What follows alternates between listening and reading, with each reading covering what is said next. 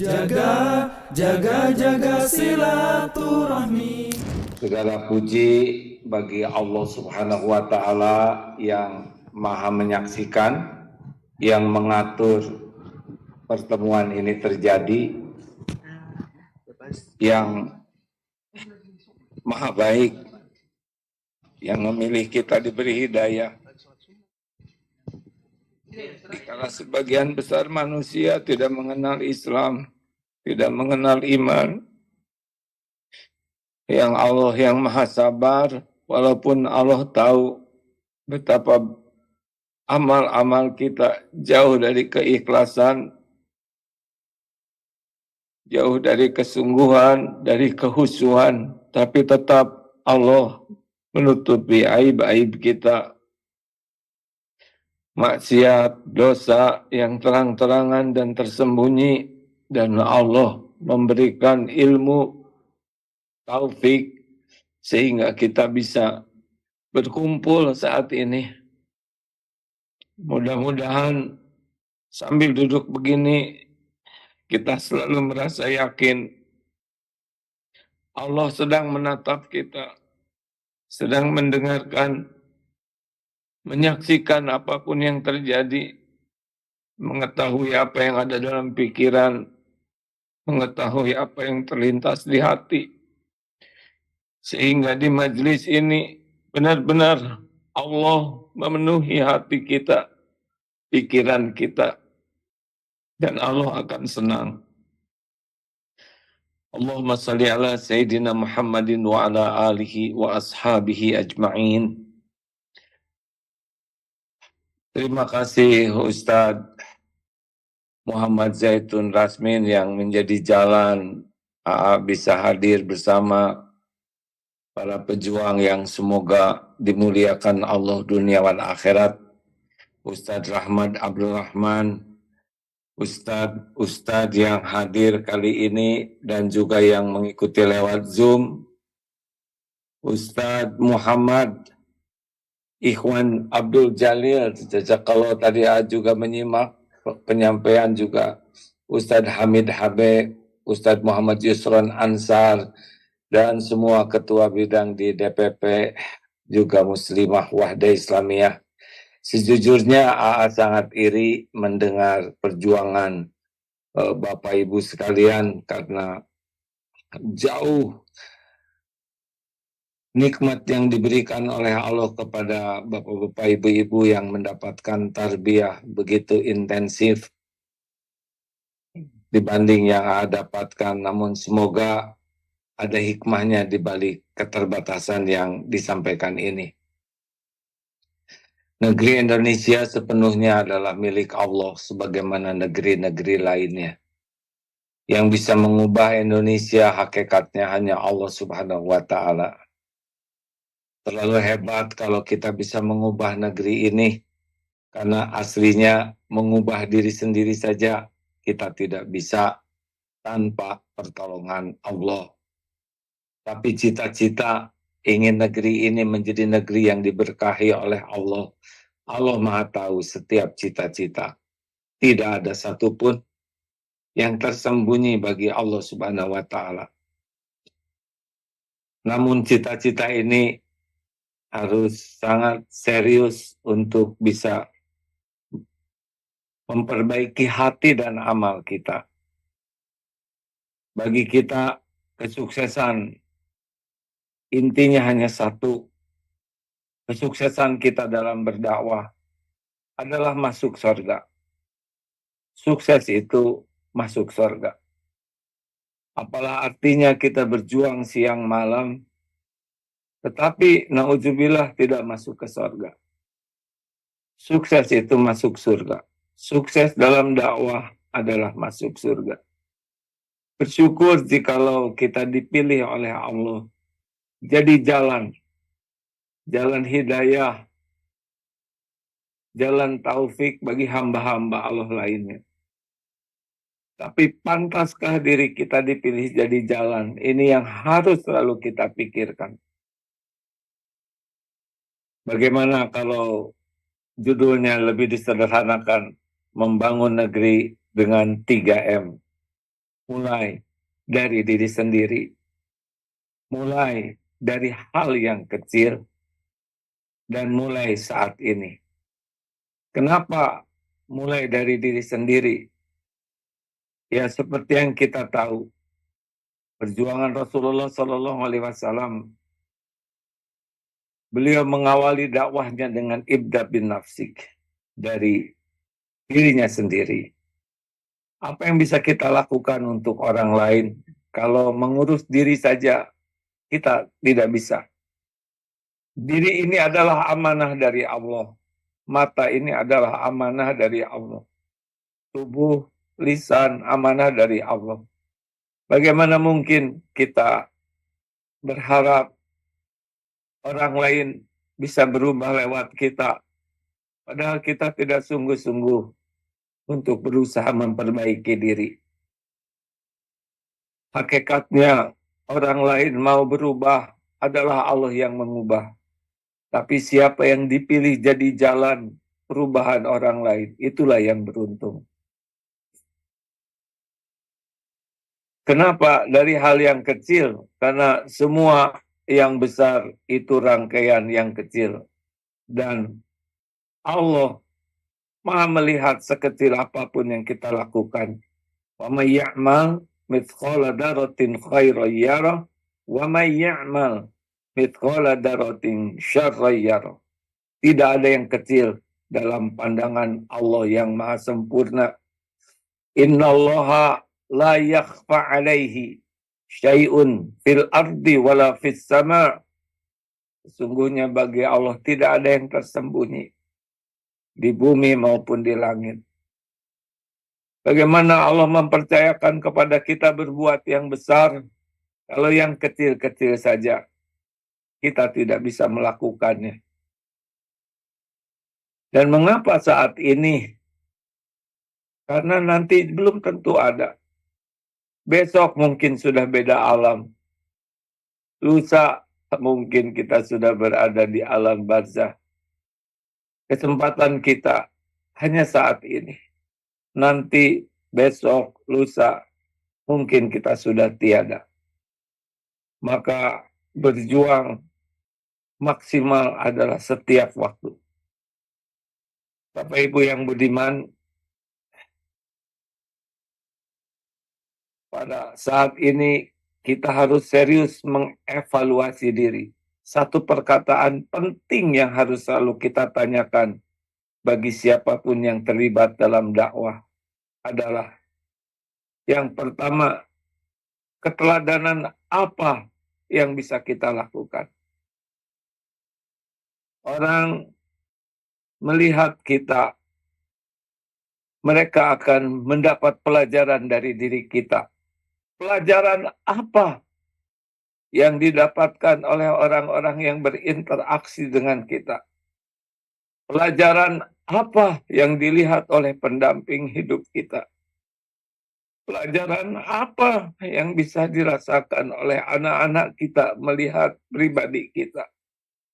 Pelajaran apa yang bisa dilihat tetangga-tetangga melihat pribadi kita? Perkataan itu mudah, bicara itu lebih mudah. Tetapi samanya perkataan, perbuatan, dan hati, itulah yang jadi sunnah Nabi. Berbicara tidak cukup hanya dengan merangkai kata seperti sekarang ini. Karena Allah mengetahui apa yang kita katakan, mengetahui niat di balik setiap kata-kata. Allah mengetahui perilaku kita setiap saat. Kita tidak bisa bermain-main di dalam dakwah.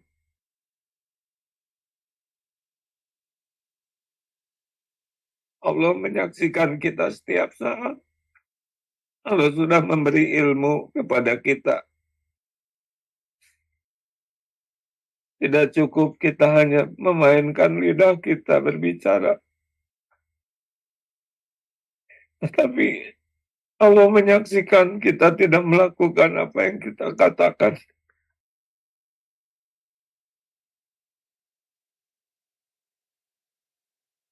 Padahal tidak mungkin kita bermanfaat bagi siapapun kalau kita bermain-main dengan tatapan Allah. Kita tidak akan sempurna, pasti banyak kekurangan dan kesalahan.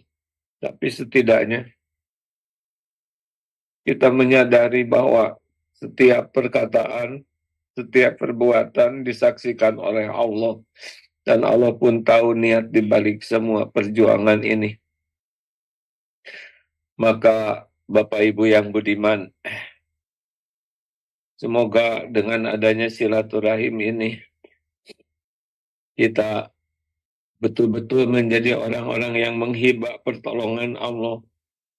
Agar ilmu yang kita pelajari, ilmu yang kita raih, ilmu yang jadi amanah dari Allah, jangan sampai hanya menjadi permainan kata, tetapi benar-benar harus berbuah dua hal. Innallaha la yanzuru ila suwarikum wa amwalikum, walakin yanzuru ila qulubikum wa a'malikum. Kita sudah tahu bersama hadis ini. Sesungguhnya Allah tidak melihat rupa dan hartamu, tapi Allah melihat hati dan amalmu. Allah senantiasa mengetahui hati kita. Kemusyrikan yang ada di hati, kemunafikan, ujub, takabur, dengki. Dan Allah juga menyaksikan apa yang kita lakukan setiap saat, dimanapun, kapanpun. Tidak ada yang tersembunyi. Allah benar-benar memperhatikan kita. Wa huwa ma'akum aynama kuntum wallahu bima ta'maluna basir. Dan dia bersamamu dimanapun engkau berada. Dan Allah maha melihat apapun yang engkau kerjakan. Wa asiru qawlakum awizharu bih innahu alimum bidatis sudur. Dan rahasiakanlah atau zaharkan kata-kata. Sesungguhnya Allah tahu apa yang disembunyikan di dalam hati. Andai kata kita bersungguh-sungguh berusaha belajar, karena tidak ada orang menjadi kuat iman tanpa belajar, dan bersungguh-sungguh untuk menempa diri bermujahadah, dan Allah pasti menyaksikan apa yang kita lakukan. Mudah-mudahan keluarga kita bisa mendapat hidayah taufik syariatnya lewat kita. Mudah-mudahan tetangga juga bisa mendapatkan hidayah taufik kebaikan syariatnya. Allah memilih kita jadi jalan. Demikian pula yang lebih banyak dan lebih besar. Tetapi semua itu juga tidak ada artinya kalau kita tidak semakin bersih hati. Tidak sedikit orang-orang yang menjadi Islam bukan karena banyaknya perkataan, tapi karena keikhlasan dan keindahan akhlaknya. Dan Allah Maha tahu siapapun yang ikhlas, berusaha ikhlas.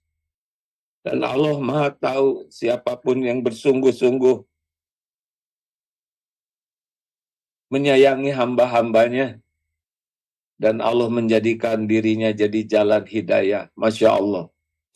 Bapak Ibu yang budiman, jadi dalam dakwah kita harus yakin bahwa kita ini la haula wala quwata illa billah. Sesungguhnya kita tidak ada daya untuk menghindari maksiat kecuali dengan pertolongan Allah. Kita juga tidak ada kekuatan untuk melaksanakan taat kecuali hanya dengan karunia Allah. Bagaimana kita bisa menyelamatkan orang lain kalau untuk diri saja sepenuhnya hanya bisa dengan pertolongan Allah. Maka mudah-mudahan keyakinan bahwa kita berharap Allah memilih kita jadi jalan, ini merupakan adab dalam dakwah. Yang selanjutnya adalah seberapa kuat kita menghibah kepada Allah agar Allah mengizinkan kita menjadi jalan manfaat. Sebagaimana sabda Rasulullah sallallahu alaihi wasallam, khairun nas anfa'uhum linnas. Sebaik-baik manusia adalah manusia yang oleh Allah dijadikan jalan manfaat bagi manusia lainnya, khususan manusia dan juga bagi seisi alam ini. Wa ma bikum min ni'matin faminallah. Tidak ada satupun nikmat kecuali pasti datang dari Allah. Mari kita tanyakan seberapa kita menghibah kepada Allah. Menghibah agar kita bisa benar-benar mengamalkan ilmu. Bukan hanya meminta ilmu, tapi juga menghibah mengamalkan ilmu. Karena tidak sedikit ilmu membuat ujub, merasa lebih pandai, merasa lebih soleh. Tidak sedikit amal yang dilakukan menjadi ujub. Bukankah iblis juga lebih dulu mengenal Allah? Tapi ujub, takabur, merasa lebih baik dari Adam, merasa diri lebih mulia karena diciptakan dari api dan Adam dari tanah. Dan ujub itulah yang dibenci oleh Allah. Takabur, la yadkhulul jannah man kana fi qalbihi mithqalu dzarratin min kibr. Ini penting sekali bagaimana hati, karena Allah tahu. Jangan sampai kita belajar agama tapi membuat merasa lebih dari yang lain. Orang lain tidak beramal mungkin karena tidak tahu. Orang lain tidak beramal karena dititipkan oleh Allah kepada kita yang sudah sedikit diberi ilmu ini. Apakah kita memberitahunya dengan benar, dengan niat baik, dengan keteladanan? Nah, kita harus menghibah kepada Allah. Allahumma inni as'aluka fi'lal khairat wa tarkal munkarat. Jangan sampai ilmu yang Allah berikan jadi fitnah dunia akhirat karena mengotori hati, ujub, ria, takabur, penyakit-penyakit yang dibenci oleh Allah.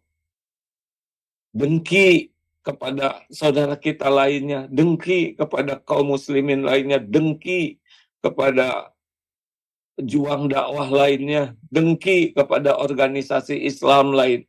Kalau ada di hati itu, Allah tahu, berarti kita tidak serius untuk membela agama Allah, baru membela kelompok sendiri. Minta kepada Allah agar kita diberi hati bersih. Maka seorang pejuang itu harus betul-betul merintih kepada Allah. Ada sebuah perumpamaan yang sangat mengesankan. Seorang ibu, anaknya bersikap kurang baik, lalu dididik dengan dikeluarkan dari rumah. Anaknya masih balita, lalu anak itu menangis, menghibah, mengetuk pintu, dan memohon kepada ibunya agar mau memaafkan dan mau membuka pintu sampai ketiduran di bawah pintu. Lalu seorang ulama soleh mengatakan, andai seorang hamba kepada Allah menghibah seperti anak ini menghibah kepada ibunya, niscaya Allah akan mengijabah doanya. Sampai seberapa kita menghibah kepada Allah agar Allah mengampuni kita, agar Allah betul-betul memampukan kita beramal, mengubah diri ini, mengamalkan kebaikan-kebaikan dan menjauhi kemungkaran. Sampai seberapa sungguh-sungguh kita meminta, Allahumma ati nafsi taqwaha wa zaqiha anta khairu man zakaha anta waliyuha wa maulaha. Kalau seorang hamba begitu merintih kepada Allah, menghibah, memelas, memohon. Seperti anak tadi merintih kepada ibunya. Pernahkah kita merintih kepada Allah agar kita dijadikan ahli takwa? Pernahkah kita merintih dengan sungguh-sungguh kepada Allah agar Allah membersihkan hati kita, mensucikan jiwa kita? Karena hanya Allah yang kuasa membersihkan jiwa ini. Dan Allah yang kuasa melindungi, memelihara jiwa ini. Mudah-mudahan rintihan-rintihan kita yang asli, jujur di penghujung malam itu pasti dilihat oleh Allah, pasti.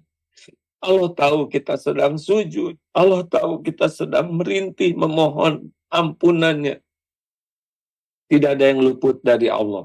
Mudah-mudahan dengan begitu kita mengandalkan Allah di dalam dakwah ini. Dan Allah berjanji, wa may yattaqillaha yaj'al lahu makhrajan. Allah yang memberi jalan keluar, bukan karena pintar, bukan karena banyak ilmu, bukan karena hebatnya, gigihnya, ikhtiar. Tidak, semua itu adalah ujian dari Allah. Tapi karena hati yang tawakal, wa may yatawakkal 'ala Allah fahuwa hasbuh. Allah yang akan membimbing kita dipertemukan dengan siapa, kapan, di mana. Allah memberikan ide dalam pikiran kita. Allah menuntun lisan dan langkah kita. Semua kebaikan hanya milik Allah. Tidak mungkin kita bisa berbuat kebaikan sekecil apapun tanpa izin Allah. Allah lah penguasa segala-galanya, termasuk penguasa tubuh kita ini. Penguasa pikiran kita, yang membulak-balik hati kita. Semoga dakwah yang benar-benar mengandalkan Allah, benar-benar sadar kita makhluk yang tidak ada daya, tidak ada kekuatan. Benar-benar kita berusaha kuat. Setiap Allah memberikan bimbingan, kita amalkan dengan ikhlas. Betul-betul tidak ada pamrih apapun kecuali ingin Allah ridho. Semoga Allah memilih kita semua jadi jalan kebaikan bagi hamba-hambanya, setidaknya bagi keluarga kita, bagi tetangga, sanak saudara. Syukur kalau Allah memilih kita menjadi maslahat untuk negeri yang kita cintai ini. Semoga ada hikmah dan manfaat uraian ini. Allah sedang mendengarkan, malaikat pasti mencatat. Setiap kata-kata ini pasti akan dituntut di yaumal hisab nanti. Semoga Allah mengampuni niat, perkataan yang salah dan perkataan yang tidak diamalkan. Dan semoga Allah membimbing kita semua untuk terus menghabiskan setiap detik dalam hidup ini mengabdi kepada Allah sepenuhnya. Dan semoga Allah mewafatkan kita semua dalam keadaan terindah. Wafat dalam kecintaan kepada Allah. Wafat dalam kerinduan ingin bisa bertemu dengan Allah. Dan semoga akhir hayat husnul khatimah adalah nikmat mengakhiri hidup ini yang berbuah sukses di surga. Bisa berjumpa dengan Allah Subhanahu wa Ta'ala. Bisa bertemu dengan Rasulullah, para sahabat, para kekasih Allah. Amin. Amin ya rabbal alamin. Amin ya rabbal alamin. Terima kasih, selamat dan sukses silaturahim ini. Semoga Allah yang Maha menatap, mencatatkan semuanya jadi ahlul jannah. Amin. Mohon maaf. Assalamualaikum warahmatullahi wabarakatuh. Waalaikumsalam warahmatullahi wabarakatuh.